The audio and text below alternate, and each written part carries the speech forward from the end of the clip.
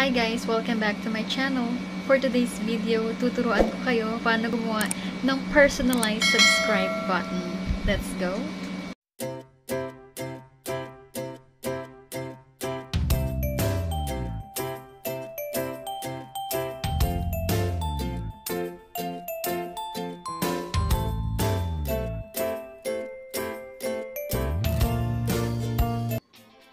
Okay. Bago tayo pumunta sa app na gagamitin natin, kailangan nyo munang mag-download ng green screen na subscribe button. Punta lang kayo sa YouTube and then type nyo lang yung green screen subscribe button. Okay, so hanap lang tayo. For example, this one. Okay, yan. Click share and then copy link. Ayan. And then, punta tayo sa Google. I-type nyo lang yung save from net. Yan. Save from net. And then, hanapin nyo to YouTube downloader. Okay. And then, dito sa enter URL, enter nyo lang. I-paste nyo lang yung kinapin nyo. And then, ayan na siya. Click download. And then, punta na tayo sa app na gagamitin natin. Yun ay ang KineMaster. Okay, itong pinakamadaling app na gamitin. Ito din ang ginagamit ko sa pag-edit ng videos ko. So, punta na tayo sa KineMaster. Okay, just click Create New. And then, use 16:9. Yan naman ang standard natin pagdating sa YouTube. So, click Next. And then, add kayo ng background. So, since wala ditong green background, choose na lang kayo any color. For example, black. And then, papalitan na lang natin siya. Click this one. And then, choose the green color. Yan. Adjust lang natin ng konti. And then, click layer. Then, media. Add tayo ulit ng background. You can choose any color. Try ko lang tong white. Yan. Then, i-adjust nyo lang ng mga ganito kalaki. And then, click nyo yung cropping. And then, i-crop nyo lang siya pa rectangle. Ganyan. Yan. And then, lagyan natin siya ng and i-adjust nyo lang muna. Lagyan natin siya ng in animation. Click this white sa ilalim. Then, in animation. Hanapin nyo yung wipe up. Then, click check. Okay. So, ganyan siya. Okay. So, next is yung profile picture nyo sa YouTube channel nyo. Hanapin nyo lang. Okay, i-crop ko lang ng konti. Cropping. Yan, pwede siyang i-crop dyan.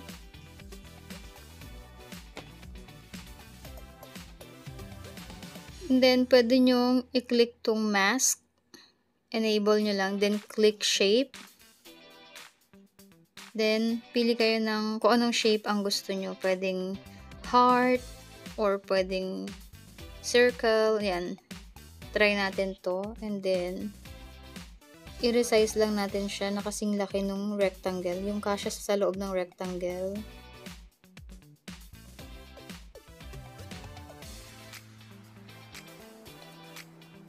Ayan. Sa akin okay na yan. So, lagyan natin siya ng in animation, which is wipe, just pop na lang siguro. Yan, okay na yan. Click, check. Pag okay na, try natin i-play. Ayan, okay na siya.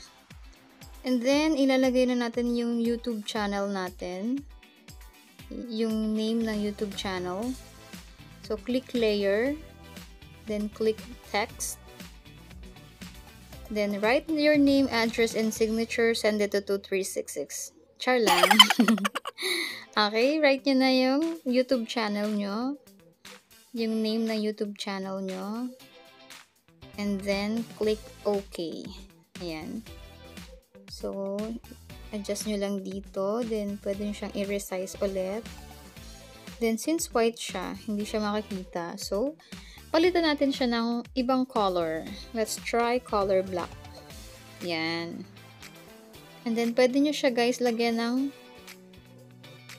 outline. Click outline. Then, click enable.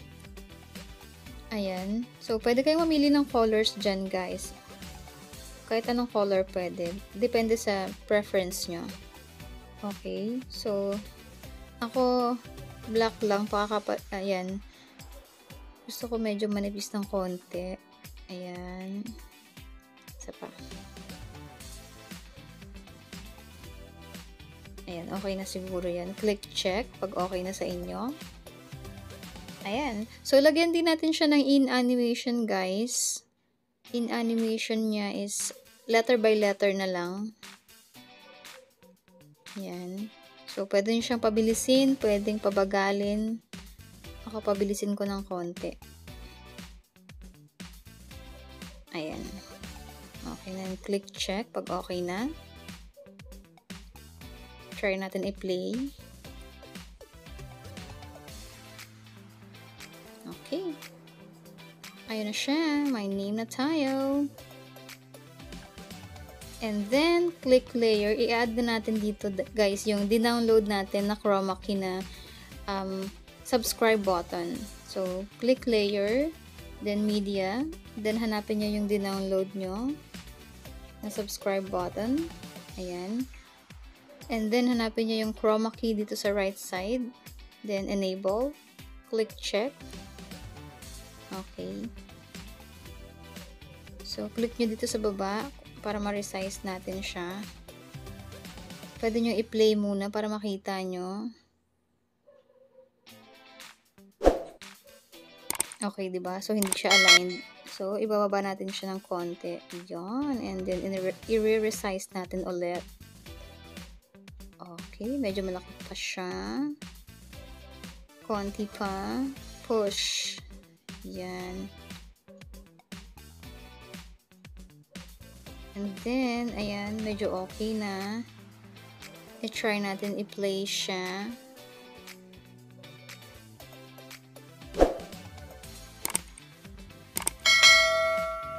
Okay. And then, guys, nakita nyo, naiwan siya. So, ang gagawin natin, lalagyan natin siya ng, i-adjust natin lahat.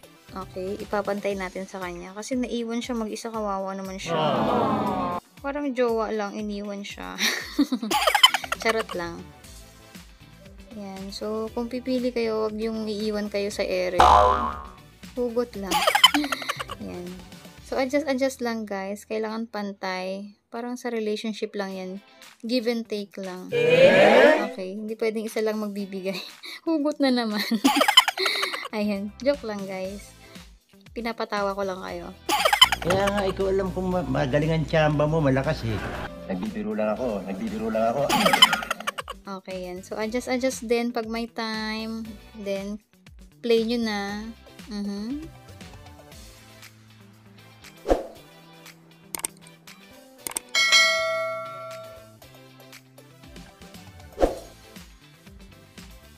Okay. So, dahil naiwan sila, lalagyan natin sila ngayon ng out animation. So, ito, lagyan muna natin siya ng in animation, yung subscribe button natin. So, lagyan, siguro, ilalagay ko na lang wipe up. Yun. Ngayon, okay na. Lagyan natin lahat sila ng out animation. Start tayo sa name. Out animation. Fade na lang siguro. Or, depende sa inyo kung anong gusto nyo. Pwedeng slide right, slide left. Bahala na kayo mamili, guys. Pwede ding wipe right. Siguro sa akin, fade na lang. Ayan, fade. Then, yung color white natin, lagyan din natin ng out animation na fade. Then, yung picture, out animation fade, click check. Ayan. Try natin, guys.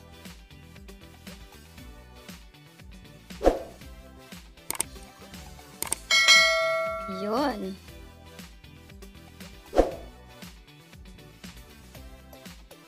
Okay. Ayan, okay na siya, guys. So, kung sa tingin nyo okay na, tapos na kayo, pwede nyo na siyang i-save dito sa right side. Yung arrow up. Ito, click nyo to, and then, click export. Ayan, okay na, makikita nyo na siya sa gallery nyo, guys. Ngayon naman, guys, itry naman natin siya ilagay sa video nyo. For example, guys, ito na yung video na lalagay nyo ng subscribe button. Okay, so click nyo lang yung layer. And then, click media. Tapos, hanapin nyo kung saan nyo sinave yung ginawa natin kanina. Ayan, so makikita nyo green pa siya. So, dito sa right side, hanapin nyo lang yung chroma key. Ayan, click chroma key. And then, click enable. Then, click check. Ayan, i-click nyo lang dito sa green sa ilalim. Ayan, then, medyo i-slide nyo ng konti para makita nyo. And then, dito sa gitna, i-adjust nyo na siya. I-resize nyo muna. And then, i-drag nyo kung saan nyo gusto ipwesto. For example, dito sa gilid. Ayan. So, pwede nyo na siyang i-play. Try natin.